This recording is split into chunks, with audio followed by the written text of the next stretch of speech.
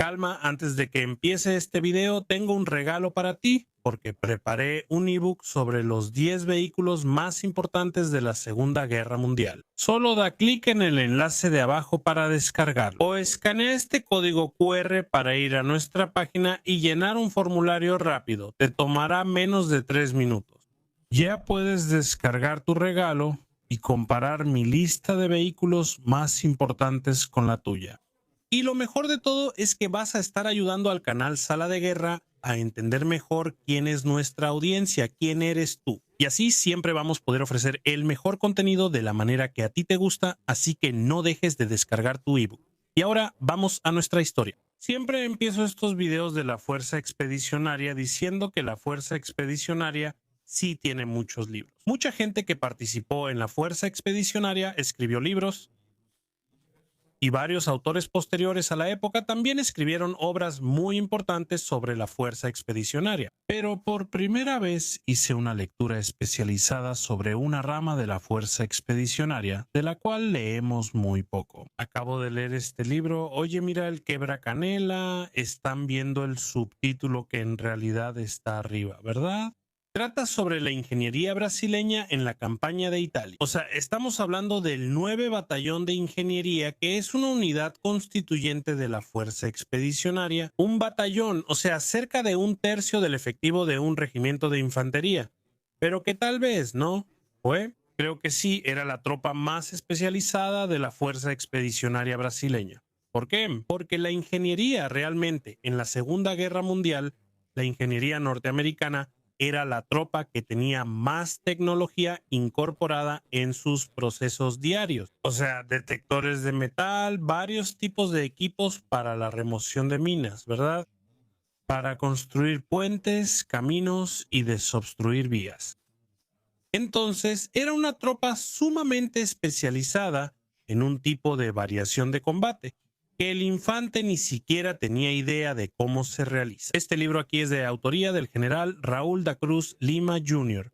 Raúl da Cruz Lima Jr. era capitán en esa época y comandaba la segunda compañía del 9º Batallón de Ingeniería. Este libro aquí está en su tercera edición por Bibliex y contiene aquí los prefacios de la primera y la segunda edición. El prefacio de la primera edición es del coronel José Machado López, quien fue el comandante del 9 Batallón de Ingeniería, y el coronel López. Él elogia mucho esta obra aquí, ¿no? Por la forma en que Raúl logró hablar de manera clara, hablar de manera simple, hablar de manera fluida, sobre todo lo que ocurrió en el proceso de creación del batallón, la integración de ese batallón a la FEB, y también el uso de ese batallón en la línea de frente. Todas las glorias y también los obstáculos, pero de una manera muy limpia, rimar. Para ti, esta lectura es una lectura extremadamente ligera, es una lectura muy cautivadora y que te va a hacer terminar este libro aquí, que tiene poco más de 200 páginas en unos días. Amigo, leí esto en poco más de una semana. Fue una lectura muy agradable porque no se basa únicamente en los aspectos técnicos de la ingeniería. Puedes imaginar que ya lo mencioné aquí.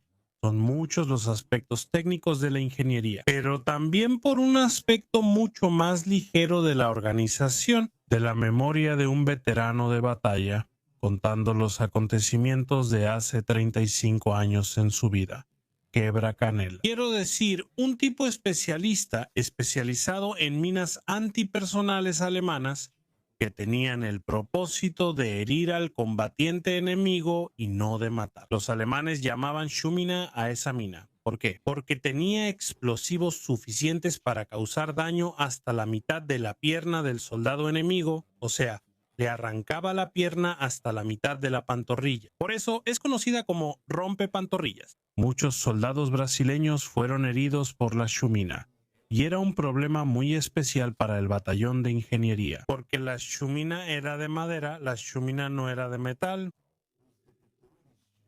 De hecho, los norteamericanos que fueron distribuidos terminaron siendo muy poco utilizados en Italia, porque las minas que los alemanes empezaron a usar en los últimos años de la guerra eran minas de madera y minas de concreto, y la Schuminae en particular era de madera. O sea, el soldado tenía que ir al frente, tenía que pinchar el suelo del terreno minado con una bayoneta o algún tipo de cuchilla con la punta hasta lograr encontrar la mina y luego desenterrar la mina con mucho cuidado y retirar los dispositivos de activación de la misma. Toda la historia comienza con la fundación del 9º Batallón de Ingeniería, porque el 9º Batallón de Ingeniería fue fundado en Aquidauana, en lo que entonces era el sur de Mato Grosso, hoy Mato Grosso do Sul, porque el estado no existía en esa época, y ese batallón fue creado por orden de Dutra en 1942, un batallón nuevo. Entonces todos los oficiales fueron retirados de Río de Janeiro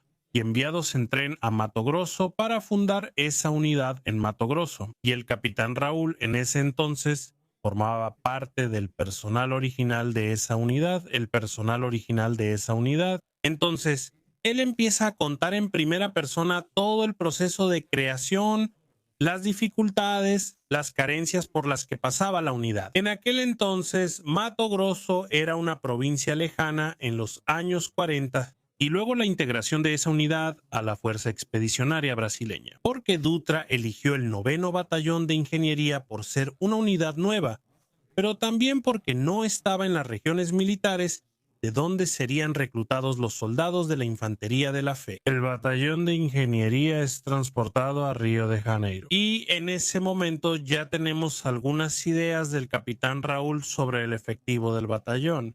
Buena parte de ese efectivo original era de soldados problemáticos, porque servir en Mato Grosso en esa época se consideraba una especie de castigo para los indisciplinados del ejército. Hubo, como parte de la selección de salud del batallón de ingeniería, una sustitución de una parte inmensa del efectivo del batallón. Entonces muchos soldados fueron dados de baja y dejados en su lugar de origen, y varios otros soldados fueron reclutados para formar parte del efectivo del batallón de ingeniería. Y es curioso cómo, una vez que ese batallón fue incorporado a la Fuerza Expedicionaria, a partir de agosto de 1943 recibió los primeros manuales de ingeniería de combate. La moderna del ejército estadounidense se dio cuenta de la enorme distancia entre la realidad del batallón y la tarea que debía cumplir en la línea de frente. Entonces, ¿se imagina que en un lugar tan aislado como ese, en 1943, no existían minas para practicar el desminado? Entonces, la solución de los comandantes del batallón fue solicitar todas las latas de guayaba del rancho del cuartel y también de la propia ciudad de Aquidauana. Lo que se consiguiera todas las latas de guayaba para transformar esas latas en simulacros de minas. Los soldados comenzaron a entrenar el desminado de campos minados usando latas de guayaba poco después de iniciar el entrenamiento.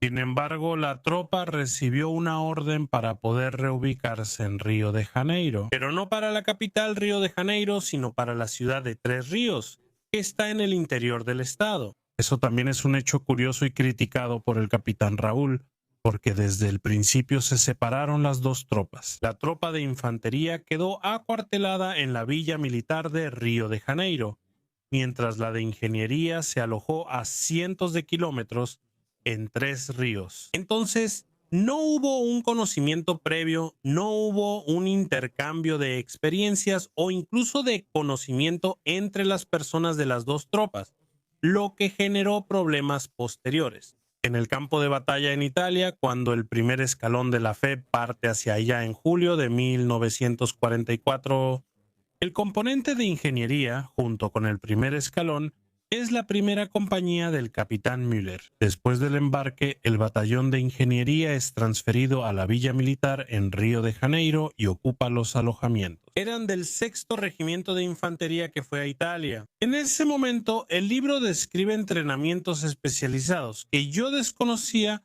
que la FEB había hecho en Río de Janeiro, como por ejemplo de desembarco anfibio en playas. Entonces ahí en las playas de la zona sur, en Río de Janeiro, se realizaron varios desembarcos simulados de tropas de ingeniería en la playa. La tropa recibió ese entrenamiento especializado en Río de Janeiro, pero realmente solo iban a tener contacto con la mayoría del equipo moderno allá en Italia.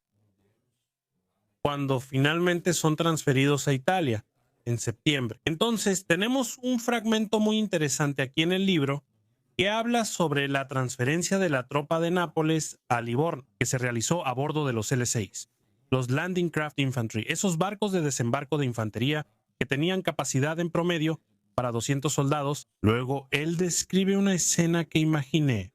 Sube por el mar Mediterráneo hacia Livorno de noche, al comienzo de la noche, cuando él sacó la cabeza fuera del barco para poder tomar un poco de aire fresco. Y el capitán Raúl estaba observando el horizonte cuando miró hacia abajo y vio a uno de sus soldados mirándolo fijamente de abajo hacia arriba. Y entonces reflexionó. En ese momento él dijo lo siguiente: todo nuestro comportamiento, todas nuestras acciones como oficiales del ejército están siendo observadas constantemente por nuestros soldados.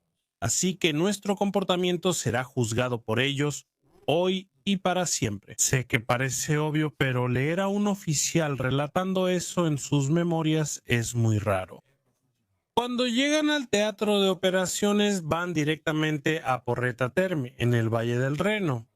El capitán Raúl va a relatar dónde fue que la segunda compañía se instaló en la ciudad, y se instala justo en la entrada de la ciudad. Nosotros que estuvimos ahí en abril de este año 2025 en la misión, la cobra fumó. Pudimos conocer toda la ciudad de Porretta Terme, entonces vimos que ahí en la entrada de la ciudad realmente está bastante lejos de donde quedaba el cuartel general al fondo de la ciudad. La ciudad realmente es bastante larga, angosta y larga porque sigue el cauce del río.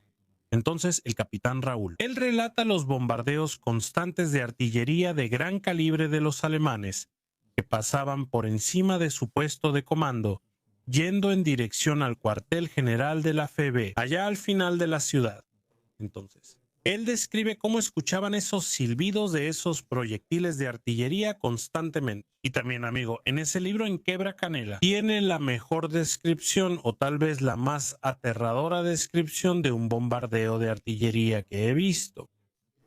Relatado por un soldado brasileño, el capitán Raúl, él narra aquí el primer bombardeo que fue dirigido a la ingeniería de la FEB, el puesto de mando de la ingeniería de la FEB, en la entrada de Porretta Terme, y cómo ese bombardeo cobró la vida de 2 soldados de su compañía, es decir, 2 víctimas fatales que murieron incluso antes de entrar en combate. Es una parte realmente muy conmovedora, muy triste de este libro y que realmente vale la pena leer para poder comprobarlo. Pero como ya te dije, la ingeniería y la infantería habían sido entrenadas por separado en 2 ciudades diferentes. Eso afectó cuando combatieron en Italia, porque no se sabía exactamente cuál era el límite de actuación de la ingeniería y en qué momento realmente debía entrar la infantería. En esa ecuación el gran problema, según el capitán Raúl, es que la infantería quiera depender al 100% de la ingeniería en la preparación de sus acciones. O sea, si existe un campo minado allá adelante,